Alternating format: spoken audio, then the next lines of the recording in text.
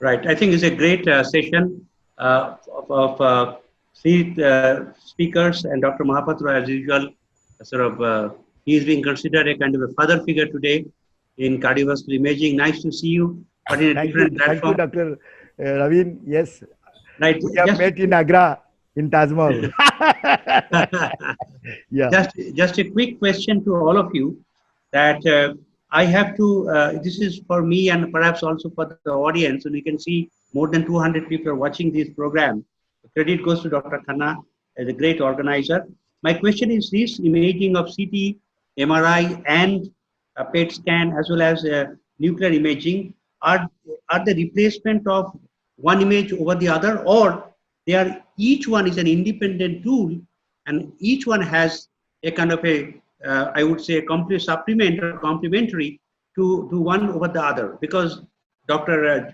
Christopher has spoken about PET MRI, you spoke about PET CT, Dr. Mona Bhatti also spoke about a bit of the CT and maybe some kind of hybrid image. I would like to be educated myself and also for the audience. You want me to speak, or Yeah, Dr. Johan? Dr. Johan, you can Okay, speak. I'm going to. Okay. Or right, Mona, Dr. go ahead. Mona. Mona, go ahead. Okay, so the way I look upon it is that if you have an asymptomatic patient and you're doing risk stratification, you don't want to take them to a SPECT, PET, or MR. You want to take them to, if you're talking ischemic heart disease, you're predominantly talking CT. So in the asymptomatic, you're talking improving on your Framingham risk score by doing the calcium score. If you get a certain amount of calcium, or if the person is under 40 and has some symptoms, you might actually want to take it to the next step of a CT angio. That is if you're looking for coronary artery disease. Now the next step is to look for ischemia. When we look at ischemia, we've got multiple modalities there. And there is no doubt that SPECT has the largest body of work and is what most people have been comfortable with. Because SPECT, I think, is still quite cost prohibitive. And you wouldn't want to take a person straight to PET. Now, as far as ischemia is concerned, you have a couple of modalities. You have CT, which has about a 70-75% sensitivity. But if you can get the CT FFR, you're actually doing quite well, because then you're going almost all the way to a CT, to an invasive FFR level. But that again is only available in a very limited manner. So if you can take it to that level, that's a different thing. Otherwise, you have SPECT, you also have MR for perfusion. So if you're looking at myocardial imaging, be it structure or whether it's perfusion. So this was the part of coronary artery disease. Now, if you're talking about echo going to the next level of evaluating myocardium, then I think your two modalities that you're up against are PET and MR, because then you're really looking at finding out whether there is a scar, whether there is, what is causing, because I think what's happened is that the cardiologists now have almost mastered the coronary artery disease. But what is actually scary is the sudden cardiac death because of any kind of a scarring or anything that can actually cause a VT. So assessment of that and then taking it to the point of VT ablations, you want to be able to find out what's happening. So if you're looking at the myocardium, then you're probably looking towards MR and PET. I think great. Just a quick question to Dr. Christopher. That you really presented a lot of interesting cases with examples of use of MRI in everyday practice of cardiology. Just a quick question: what are the fallacies that you have in cardiac MRI at the moment? One. Second, that is there any new innovation of this imaging technique for future cardiologists? Yes, sir. Thank you, sir, for that excellent question. I think the most important thing is the person behind the MR. And it's very important to have the knowledge of the patient, the clinical history, before you take this patient in. A brief 2D echo will also help us direct our examination to a very particular area. And especially if you look at a disease like HFpEF, where amyloid is a very important thing. If you do not have that history, if you do not suspect the ECG, you're not going to be imaging this patient early after contrast. Generally with amyloid, there's a faster washout of contrast. So you will completely miss the diagnosis in this patient. And that's what we see as images many times, where the imaging is done by people who just do imaging without looking at the patient, and then everything is lost. So I think the man behind, or rather the woman behind the MR, is very, very important. Coming to the technique, 3T has come in, and although there are some drawbacks, the signal quality is much better. There are faster acquisitions, parallel imaging, so on and so forth. You have now patients not for cardiac, but for other tools, you have almost like a sitting MRI. Open MRIs are coming in, making it much more easier for claustrophobic patients, which is a big issue. But what has really come into cardiac practice is the T1 and T2 mapping, which is I just showed some glimpses of it in my slides, where there's a very parametric quantitative map. So till now, we've been talking about late gadolinium enhancement. We've been talking about some kind of measurements. But this system of T1 and T2 completely put MRI in the realm of quantitative assessments.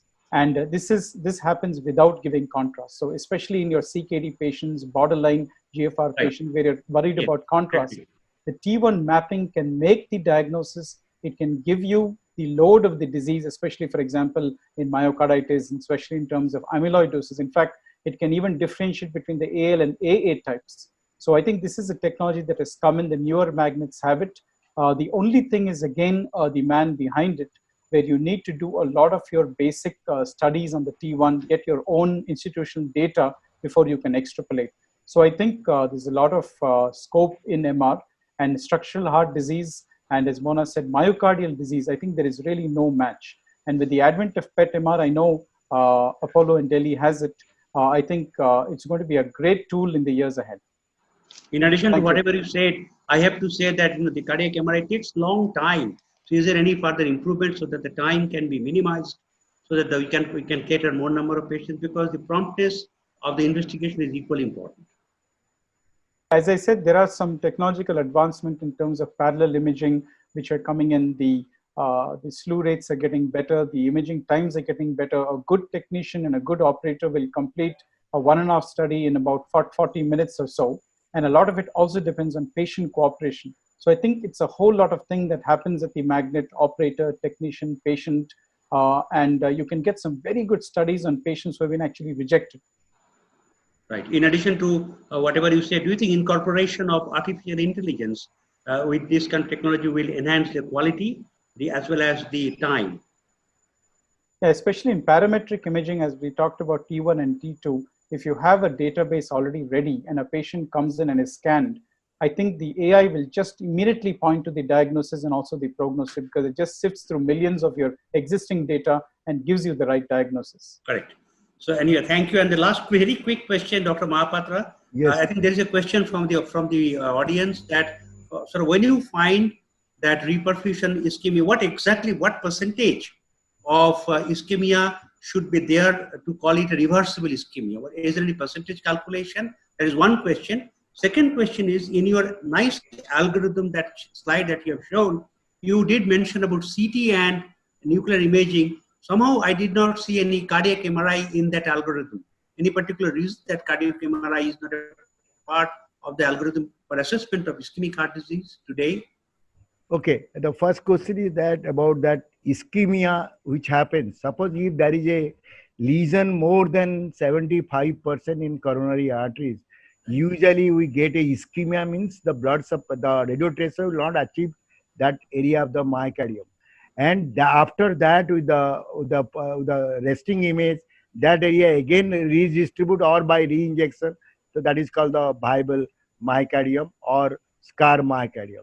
Regarding coronary, regarding CTA and nuclear, yes, there are, I think the Dr. Mona has just mentioned also in that point, even if the coronary artery calcium scar, I showed one slide in rubidium 82 cases, there are multiple coronary calciums are present in all the three arteries, but still the myocardial perfusion is normal.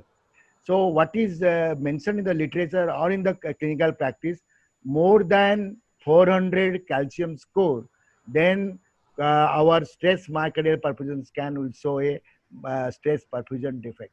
100 to 400. That is. Thank you very much, Dr. Khanna. If someone else has any question, Meera, you have a question, or should we close it? Khanna, I have a little suggestion about the CT scan, role of CT in cardiac imaging. Can you speak loudly, please? CT? Yeah, we can hear you. Yeah. CT in? Cardiac imaging. CT cardiac imaging. Can you hear me, please? Yes. Yeah. Can. Yes. Yeah, there's some latest development about the etiopathogenesis of atherogenesis, like epicardial adipose tissue and endothelial shearing. So these are all possible non-invasively by multi-detector CT. And out of that, this epicardial fat assessment is very easy one that we are doing within this our normal multi-detector CT. Whereas ESS need very higher software, that is fluid dynamic computations. For that, 3-dimensional image is very, very important, and CT provides an excellent 3D images for this. So these two factors, that is for etiopathogenesis of coronary disease, can be assessed in a asymptomatic patient. Secondly, one is the acute chest pain in ED, particularly to evaluate them. We have a triple rule out facility in CT, which is very, very important and is well accepted. Yeah, that is true. I know. I remember the triple rule out. That's become a norm in Apollo.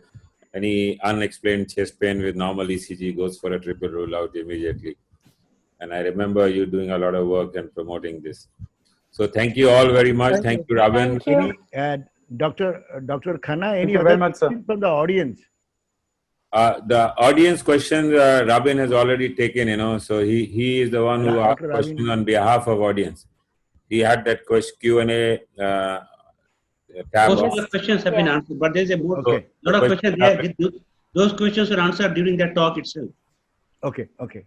And some of them he took on his questions, So thank you all very much. We move Thank you to so the much. next Pleasure session. being. Thank you. Thank you very much. Thank you. Thank All you all this very much. Thank you very much. It's going to be Thank you. just Thank you, a- Dr. Thank you. Yeah. And a wonderful meeting, great meeting. Yeah. Thank Okay, you. Thank you, Thank Robin. you. Great session. Thank you. Good.